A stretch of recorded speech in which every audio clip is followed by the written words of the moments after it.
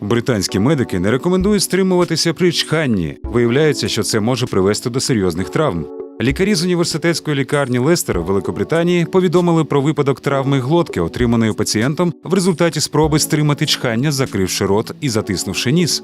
У лікарню поступив 34-річний чоловік зі спонтанною перфорацією глотки. Він практично не міг говорити і насилу ковтав.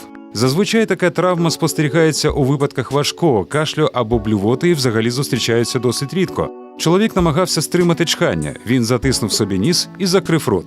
В результаті він відчув біль в шиї, на якій швидко сформувався набряк. Комп'ютерна томографія показала, що бульбашки повітря проникли в глибокі тканини глотки і привели до пошкоджень м'язів. Чоловік був госпіталізований і протягом декількох днів отримував антибіотики внутрішньовенно і харчування через трубку, поки не спала пухлина.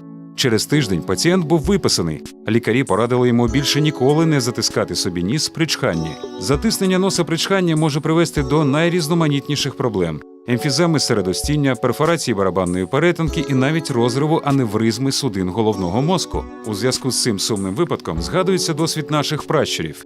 Навіть у самому високому зібранні вони ніколи не стримували чхання, а деякі навіть спеціально нюхали тютюн, щоб чханням прочищати легені і дихальні шляхи. Будьте здорові!